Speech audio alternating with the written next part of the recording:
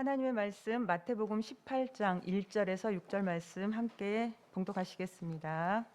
그때 제자들이 예수께 나와 이르되 천국에서는 누가 크니이까?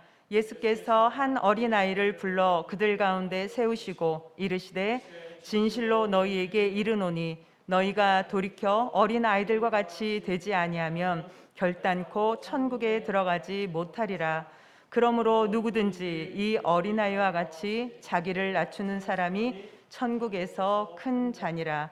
또 누구든지 내 이름으로 이런 어린아이 하나를 영접하면 곧 나를 영접함이니 누구든지 나를 믿는 이 작은 자 중 하나를 실족하게 하면 차라리 연지아 맷돌이 그 목에 달려서 깊은 바다에 빠뜨려지는 것이 나으니라.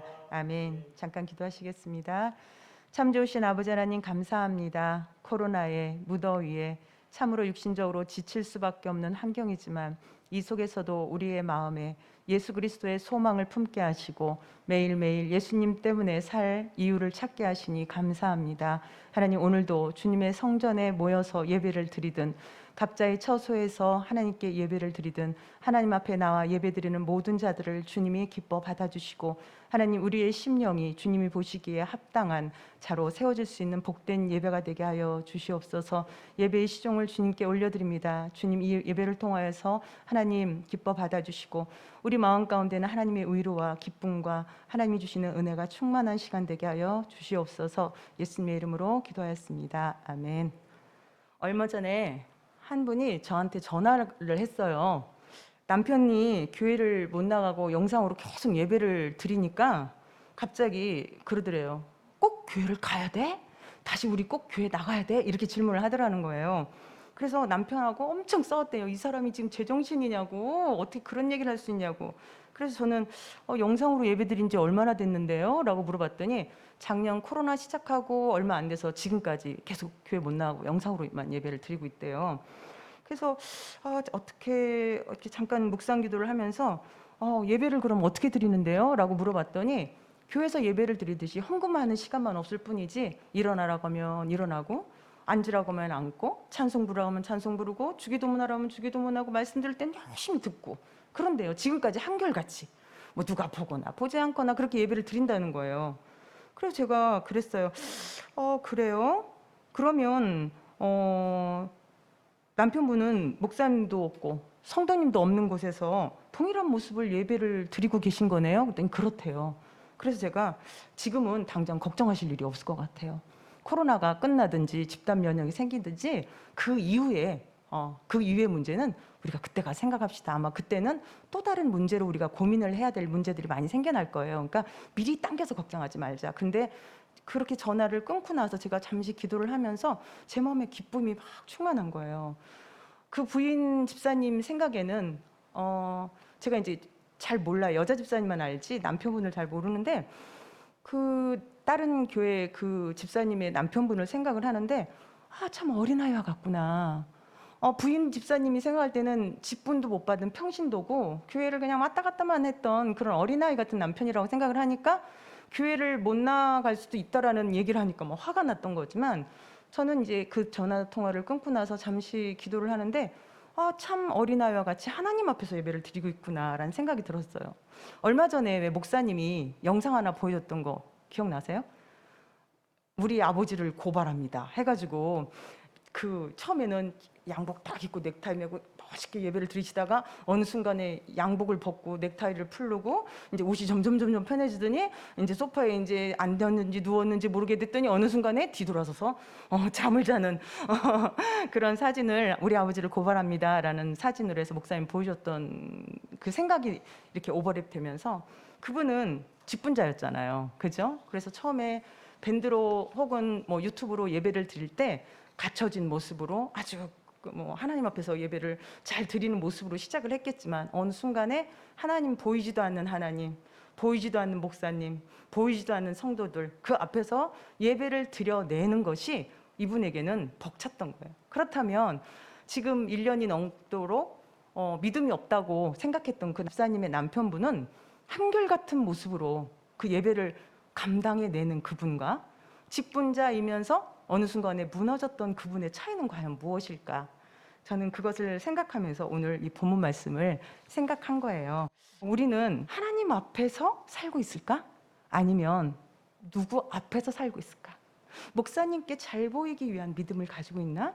혹은 교회 안에서 내가 좋아하는 아무개 장로님, 아무개 권사님, 아무개 집사님, 아무개 성도들과 함께 내가 교회 나오는 게 너무 즐겁고 행복해서 지금 신앙생활을 하고 있는 것인지 우린 조금 돌이켜봐야 되지 않을까. 이분의 전화를 들으면서 제가 좀 생각을 했습니다.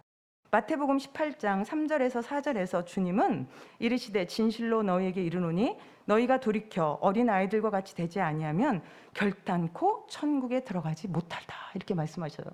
그러면 4절에서 그러므로 누구든지 이 어린아이와 같이 자기를 낮춘 사람이 천국에서 큰 잔이다 라고 말씀하시고 계시거든요. 천국에 들어갈 사람은 어린 아이들과 같은 사람이다. 천국에서 큰 사람은 어린 아이와 같이 자기를 낮추는 사람이다 라고 예수님이 말씀하시는 거예요.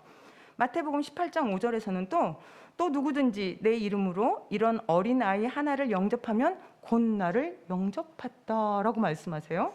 마가복음 9장 37절에서는 누구든지 내 이름으로 이런 어린 아이 하나를 영접하면 곧 나를 영접하며 누구든지 나를 영접하면 나를 영접함이 아니요 나를 보내신 이를 영접함이니라 라고 또 말씀을 하셔요. 마태복음 18장 6절, 마가복음 9장 42절 두 복음서에서 어린아이 같은 소자를 실족하게 하면 연자 맷돌을 목에 메고 깊은 바다에 던져지는 것이 낫다라고 또 말씀을 하세요. 성경 곳곳에서 어린아이라는 이 어린아이의 비유가 굉장히 많이 일어나요. 소자, 어린아이 이런 표현을 하는데 왜 예수님은 이 어린아이와 같지 않으면 천국에 들어갈 수 없다라고 하시면서 너희가 어린아이와 같이 되라고 말씀을 하셨을까? 여기는 보면 말씀 뒤에 제자들이 싸우는 장면이 나와요. 누가 크냐? 네가 크냐? 내가 크냐? 천국에 가서 예수님 보좌 옆에서 네가 오른편에 설 거냐? 내가 오른편에 설 거냐? 너가 더 높냐? 내가 높냐? 이 문제를 갖고 싸우는 거예요. 예수님이 그 모습을 보면서 자기를 낮추는 사람으로서 어린 아이를 컨택해가지고 제자들에게 지금 훈련을 시키시는 거예요. 사실 지금 제자들이 남들을 볼 땐 근사해 보이잖아요. 예수님한테 가려면 예수님한테 직접 갈 수 있는 그것보다 제자들을 통해서 가면 쉽잖아요. 우리가 교회에 나왔어도 처음에 새신자로 왔을 때 누군가 직분자를 통해서 목사님에게 가는 것이 쉽잖아요. 목사님한테 다이렉트로 오기가 참 쉽지 않은 것처럼 이런 조그만 교회도 그런 시스템이 중요한데 하물며 그 어마어마한 몇천 명의 무리들이 몰려다니면서 예수님을 만나러 가고 싶어. 특별히 어린아이, 아기 정말 부모님이 안아서 예수님께로 데려가지 않으면 혼자로 갈 수 없는 그 어린아이를 예수님께 축복 기도를 받고 싶어 했던 이 엄마의 마음. 그러나 이 어린아이가 예수님께 오는 거를 이 제자들이 거절하는 거예요. 그 제자들이 생각을 하는 거예요. 지금 때가 어느 때인데 예수님을 통해서 치료받을 사람도 많고 예수님이 할 일이 얼마나 많은데 지금 이 어린아이를 데리고 오는 거야 라고 막는 제자들을 향해서 예수님은 말씀하시는 거예요. 너희가 이 어린아이와 같이 되지 않으면 천국에 들어갈 수가 없어. 사람들이 눈에 보기에는 제자들이 지금 꽤나 그럴듯해 보였지만 실상 그들이 처음 만났을 때는 자기를 낮추고 나는 죄인입니다 라고 하면서 주님을 따랐던 그 제자들이었잖아요. 근데 지금은 그 모습이 없어지고 자기들이 뭔가 권세를 가지고 예수님을 등에 쥐고 자기가 뭔가 힘을 가진 것처럼 어떤 힘을 행사하려고 하는 그런 제자들의 모습을 통해서 예수님이 지금 제자들에게 이 말씀을 하시는 거예요. 자신도 모르는 사이에 겸손으로 무장했던 우리들의 그 첫 모습을 우리가 다시 한번 기억했으면 좋겠습니다. 마치 동화에서 사자들을 따라다니던 여우가 사자로 인해서 벌벌 도망가는 동물들을 보면서 나 때문에 이 동물들이 무서워하는구나 라고 착각했던 그런 모습과 같은 제자들이죠. 그렇습니다. 사람들이 예수님을 따르고 예수님의 가르침에 놀라워하고 예수님을 존경하는 그 모습 속에서 제자들은 마치 자신들이 뭔가 대단한 사람이 된 것처럼 착각하고 교만해지고 있었던 거예요. 그래서 제자들은 스스로 자신을 낮추지 못하고 누가 크냐, 네가 크냐, 내가 크냐 논쟁을 하게 이른 것이죠. 제자들은 예수님과 함께 있으면서 주님의 말씀을 통해 주님의 겸손함과 헌신과 희생을 배우지 못하고 겉으로 드러나는 것만 보았기 때문입니다. 그래서 예수님은 특단의 대책으로 당시 사람들이 보잘것없는 존재로 취급했던 어린아이, 심지어 사람의 숫자를 셀 때 세지도 않았던 어린아이, 정말 미미했던 존재, 경제활동도 할 수가 없어요. 전쟁이 일어나면 전쟁에 나갈 수도 없어요. 아무런 힘도 없고 보잘것없던 이 어린아이를 들어서 제자들에게 어떤 태도로 우리가 살아야 될지를 이야기하고 계신 거예요. 예수님은 제자들에게 이런 어린아이와 같이 스스로를 낮추고 겸손하여 주님만 바라보는 존재가 천국에 들어갈 수 있다라고 말씀하시면서 천국에서 또한 이런 자가 큰 자다라고 말씀하시고 있죠. 앞에서 계속 이야기했듯이 어린이의 가장 중요한 특징은 겸손이에요. 근데 이 겸손에 대해서 우리가 알 때 반대되는 개념, 교만에 대한 것을 우리가 또 생각하지 않을 수는 없죠. 교만에 대해서 이해를 해야만이 겸손에 참된 것을 우리가 이해하기가 쉽습니다. 교만은 스스로 자기를 높이려는 그런 마음이 교만이죠. 신명기 8장 14절에서 내 마음이 교만하여 내 하나님 여호와를 잊어버릴까 염려하노라 라고 말씀하셨고요. 사무엘상 2장 3절에서는 심히 교만한 말을 다시 하지 말 것이며 오만한 말을 너희 입에서 내지 말지어다 라고 말씀하셨어요. 우리가 지금은 코로나 때문에 이런 수련회나 어떤 집회를 참석하지 못하는데, 수련회나 어떤 집회를 참석하면 그런 스태프들 있잖아요. 안내하고 이끄시는 그런, 저도 이제 인천에서 스태프로 활동도 했었지만 이런 스태프들이 참가자들에게 어떻게 하면 잘 보살펴주고 어떻게 하면 잘 불편함이 없이 지낼 수 있을까를 안내하는 역할을 하기보다는 자신에게 주어진 그 권세를 행사하는 거에 더 만족스러움을 느끼는 그런 스태프들을 우리가 종종 보잖아요. 자신을 위치를 망각한 교만함에서 나오는 모습이잖아요. 주최 측의 의도를 잘 전달하고 돕는 역할을 해야 할 사람들이 오히려 참석자의 마음을 상하게 만들곤 하는 것들을 종종 우리는 겪게 되죠. 사람이 교만해지면 하나님 말씀을 듣지 않고 자기 마음대로 행하려고 합니다. 예수 그리스도를 믿는 우리의 삶 속에 이런 교만함이 있는지 우리는 살펴봐야 될 것 같아요. 우리는 예수 그리스도를 믿는 하나님의 자녀가 된 자로서 이 땅에서 살아갈 때 예수 그리스도가 우리에게 주신 권세를 부여받았을 뿐이고, 그 권세를 가지고 나를 드러내고 나의 어떤 모습을 사람들에게 자랑하기 위해서 쓰여지는 것이 아니라, 하나님이 우리에게 주어주신 그 권세를 가지고 하나님의 의도, 하나님께서 우리에게 어떻게 살기를 원하시는지, 우리에게 주신 권세를 통해서 하나님이 우리에게 무엇을 하기를 원하시는지를 알고 그렇게 살아야 될 것인데, 여기에서 좀 전에 비유로 든 스태프들처럼 하나님 주신 권세를 가지고 직분이 무슨 권세인 양, 어떤 위치가 부여받은 어떤, 혹은 어떤 큰 규모의 어떤 사이즈 위에 장이 권세인 것처럼 그렇게 잘못된 삶을 살고 있지는 않은지, 그런 큰 모양의 뿐만이 아니라 집안에서도 그런 것 같아요. 제가 요즘 이제 옛날도 한번 돌이켜 보기도 하고 그러는데, 처음에 결혼을 해서 아이들을 키우면서 저는 목사님도 하나님께 드렸고 내 남편이란 생각보다는 우리들 교회 목사님, 하나님의 일을 하는 사람, 우리 아이들도 나에게 잠시 맡겨주신 아이들, 이 아이들은 내 거가 아니야 라는 생각을 늘 하면서 살았던 것 같아요. 근데 어느 순간에 그걸 잃어버렸어요. 그러니까 목사님도 내 남편, 우리 아이들도 내 아이들, 이런 생각을 하니까 요만큼만 섭섭하게 하면 막 성질이 나는 거예요. 물론 갱년기 영향도 있을 거예요. 우리 아들들이 우리 엄마 갱년기 또 시작됐다 막 이런 얘기를 하는데, 남편이라는 개념보다는 하나님의 일을 하는, 하나님께 쓰임받는 자로서를 먼저 1순위로 생각할 때는 사실 나에게 조금 모질라게 해도, 나에게 조금 부족하게 해도 그렇게 섭섭하지 않았거든요. 근데 어느 순간에 내 남편이 내가 누구 때문에 지금 이 자리에서 이렇게 하고 살고 있는데, 이런 억울함이 올라오면 그때부터는 이제 정신이 없어지는 거죠. 돌이켜 보니까 하나님 앞에서 어린아이와 같이 내가 나를 지금의 나 된 것이 하나님의 은혜로 여기까지 오게 했는데, 그 은혜를 잃어버리고 망각하니까 어느 순간에 내 속에 교만함이 올라와서 내 것, 나라는 내가 모든 것의 중심이 돼서 남편도 내 것, 아이들도 내 것, 교회도 내 것, 내 교회가 최고고 내 성도가 최고고 내 소속, 나의 바운더리 안에 있는 것만 최고야. 어느 순간에 그렇게 살고 있는 저 자신을 발견해요. 이 코로나 때문에 저를 좀 돌아볼 수 있는 그런 계기가 됐던 것 같아요. 잠언 11장 2절에서 교만이 오면 욕이 온다라고 말씀하셨고요. 잠언 15장 25절에서는 여호와는 교만한 자의 집을 허물어 버리신다라고 말씀하셨어요. 잠언 16장 18절에서는 교만은 패망의 선봉이요 거만한 마음은 넘어짐의 앞잡이니라라고 또 말씀하셨고요. 사무엘하 22장 28절에서는 주께서 곤고한 백성은 구원하시고 교만한 자를 살피사 낮추신다. 우리가 요즘 성경 읽기를 계속 하고 있지만 성경을 통해서 보면은 이스라엘 백성이 아닌 나라의 왕들조차도 교만할 때 하나님이 쓰시다가 교만할 때는 낮추시고 때가 되면 다시 높여주시기도 하고 그러시잖아요.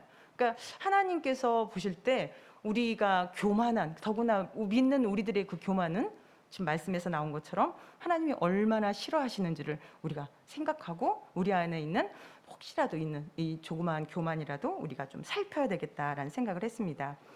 그러므로 그리스도인은 항상 겸손해야 하고 교만을 버려야 하겠지요. 저와 우리 모두가 다 같이 말이에요. 나의 나된 것은 주님의 은혜임을 우리는 늘 기억해야 해요. 베드로전서 1장 5절에 너희는 말세에 나타내기로 예비하신 구원을 얻기 위하여 믿음으로 말미암아 하나님의 능력으로 보호하심을 받았느니라 라고 약속하셨어요. 이런 말세의 시대에 예비하신 구원을 위하여 믿음으로 말미암아 하나님의 능력으로 보호하심을 우리가 받았대요. 코로나 때문에 우리 너무 무섭죠. 막 또 많이 늘었더라고요. 엄청 지금 휴가철이라 아마 다음 주, 그 다음 주는 막 엄청나게 또 폭발할 수도 있겠다라는 생각이 들어요. 그러나 우리는 하나님의 자녀이기 때문에 하나님 아버지의 능력으로 세상을 이기는 거잖아요. 우리는 살든지 죽든지 하나님께서 우리와 함께 하심으로 말미암아 살면 이 땅에서 하나님이 책임져 주실 거고 죽으면 하나님이 계신 천국, 우리의 가야 할 본향으로 가는 거잖아요. 우리 안에 있는 두려움, 우리 안에 있는 끊임없이 우리의 생각을 파고드는 그 우리에게 주는 그 두려움을 우리가 예수님의 이름으로 물리치고 이겨나갔으면 좋겠습니다. 하나님 아버지의 보호하심에 이 약속을 믿을 때만 평안함이 임해요.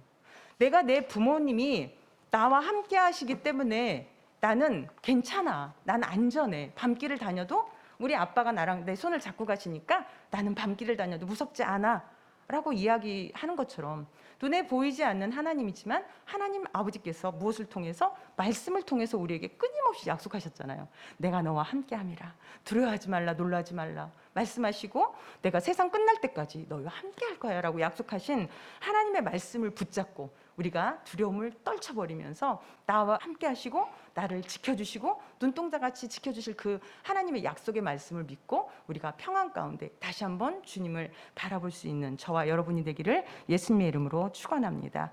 항상 어린아이와 같은 신앙을 가지려고 몸부림을 쳐야 돼요. 사실은 어린아이와 같은 신앙을 갖는다는 것이 처음에는 제가 처음에 예수님을 믿었을 때 의심을 안 한 게 아니라 못했어요. 그러니까 그러니까 신이 계셨고 그분이 예수님이라는 걸 알았고 예수님을 통해서 하나님께 삼위일체 하나님께로 가는 길이라는 것을 알고 나서 어떻게 하면 내가 과학적으로 어떤 이론적으로 뭔가를 밝혀서 이것들을 증명할까라는 생각을 해본 적도 없고 정말 신이 계실까라는 생각 자체도 안 했지만 교회를 다니면서 뭐 믿을 것이냐 말 것이냐 뭘 어떻게 할 것이냐라는 생각을 1도 안 했잖아요. 왜요? 그냥 믿어졌거든요. 그렇게 그냥 믿어졌던 것들이 왜 지금 우리가 믿음 생활을 1년 하고 10년 하고 20년 하고 세월이 갈수록 우리가 더욱더 견고하게 하나의 하나님 아버지를 모시는 자녀로서 견고한 가정을 이뤄내야 되는데 그게 천국이잖아요. 근데 우리는 왜 믿음이 점점 어린아이 같이 못하고 내 마음 가운데 무너짐을 경험할 수밖에 없을까? 그거는 어린아이 같은 순수한 아버지 하나님에 대한 전적인 믿음이 사라지고 우리 안에 나도 모르게 싹트는 교만함이 우리를 찾아왔기 때문에 그 어린아이 같은 믿음에서 오는 그 평강을 잃어버린 거라고 저는 생각이 들었습니다. 제자들처럼 스스로 교만해지지 말아야 되겠습니다. 항상 겸손하게 주님의 말씀을 경청하고 항상 겸손하게 주님의 말씀에 순종하고 항상 겸손하게 주님께 나의 삶을 맡기고 항상 겸손하게 주님의 뒤를 따라가는 삶을 살아야 되겠습니다. 저는 이 찬양을 하나 부르고 그 다음에 말씀을 마치려고 그래요. 주님 한 분만으로 나는 만족해. 나의 모든 것 대신 주님 찬양해. 나의 영원한 생명 되신 예수님 목소리 높여 찬양해. 주님 한 분만으로 다시 하겠습니다. 주님 한 분만으로 나는 만족해. 나의 모든 것 대신 주님 찬양해. 나의 영원한 생명 되신 예수님 목소리 높여 찬양해. 주님의 크신 사랑 찬양해. 나의 힘과 능력이 되신 주 나의 모든 삶 변화되었네. 크신 주의 사랑 찬양해. 아멘. 주님 한 분만으로 만족한다고 우리 모두 다 한 번쯤, 아니 그 이상으로 주님 한 분만으로 나는 만족해요 라고 고백했던 우리의 그때 믿음을 다시 한번 생각하고, 이 시간 정말 코로나로 인해 정말 힘들잖아요. 이 목사님 이렇게 마스크 끼고 설교하는 게 이렇게 힘든 줄 몰랐어요. 굉장히 호흡곤란이 올 것 같이 힘든데, 이렇게 목사님 마스크 끼고 맨날 설교하는데 얼마나 힘드시겠어요. 저 앞에 서서 몰랐거든요. 굉장히 힘드네요. 근데 하여튼 어쨌든 목사님은 목사님대로 힘들고, 우리 성도님들은 세상에서 살아내야 되니까 힘들고, 그렇지만 이 힘든 세상이지만 나의 모든 것 대신 주님을 찬양하고 주님 한 분만으로 만족하는 삶, 목소리 높여 주님을 찬양하는 삶, 오직 주님만 바라보고 주님의 능력으로 세상을 이기는 삶, 오직 주님께 나의 모든 것을 맡기고 의지함으로 주님이 책임져 주시는 삶을 사는 어린이와 같은 저와 우리 성도님들 되시기를 예수님의 이름으로 축원합니다. 기도하시겠습니다. 아버지 하나님을 찬양합니다. 성자 되신 예수 그리스도를 찬양합니다. 우리의 힘이 되어 주시는 아버지 하나님께로 나아갈 수 있으며 예수 그리스도를 깨닫게 해주시는 성령님을 찬양합니다. 우리의 마음 가운데 하나님, 우리가 예수님을 통하여서 구원받은 그 구원의 기쁨으로 인하여서 정말 매 순간순간이 하나님, 내 환경 때문이 아니었고, 내 남편 때문이 아니었고, 내 아이들 때문이 아니었고, 돈 때문이 아니었고, 그 어떤 것 때문이 아닌 오직 예수님 한 분 때문에 너무나 행복하고 너무나 감사하고 너무나 기뻤던 그 시간들을 우리가 다시 한번 그 시간을 돌이키기를 원합니다. 내 힘으로는 할 수 없어 이 시간도 두 손을 꼭 부여잡고 주님께 기도합니다. 주님 도와주시옵소서. 우리들을 긍휼히 여겨주셔서 우리 안에 있는 교만함을 제거하여 주시고 다시 한번 어린아이처럼 겸손하게 주님 앞에 나아가 다시 한번 예수 그리스도의 이름으로 하나님 아버지께 나아갈 수 있음을 고백하고, 성령님이 우리를 도우실 때 모든 것을 할 수 있다라는 것을 고백하며 하나님께 나아갈 수 있는 우리가 되게 하여 주시옵소서. 환경적으로는 참으로 힘듭니다. 그러나 이 또한 허락하신 아버지 하나님의 섭리가, 아버지 하나님께서 허락하시지 않으냐고는 참새 한 마리도 땅에 그냥 떨어질 수는 없다고 말씀하셨습니다. 하나님, 이 세상에 이러한 상황들을 허락하신 하나님, 이 시간들을 통하여서 하나님 아버지가 우리에게 말씀하시고자 하는 것이 무엇인지 우리가 생각하는 시간이 되게 하시고, 힘들고 어렵더라도 이 시간 주님과 더욱더 깊은 교제의 시간, 이 시간들을 통하여서 교회가 아닌 각자의 처소에서 다시 한번 믿음으로 세워지는 아버지, 각자의 믿음이 정말 구원받을 만한 믿음으로 붙잡아지는 시간들로 주님이 사용하여 주시옵소서. 그래서 집단 면역이 되고 코로나가 사그라질 때 우리들이 다시 한번 예수 그리스도의 이름으로 교회에 모여 마음껏 주님을 찬양할 때, 그때는 사람 때문이 아니고 그 누구 때문도 아니고 바로 예수님 때문에, 그 힘들고 어려운 상황 속에서 지켜주시고 함께 해주셨던 예수님 때문에 함께 모여 마음껏 기쁨으로 찬양하며 축제로 예배로 주님 앞에 나아갈 수 있는 각자의 우리들이 될 수 있도록 하나님 도와주시옵소서. 우리가 이제 주님 앞에 기도하려고 합니다. 주님, 우리의 간구를 들어주시옵소서.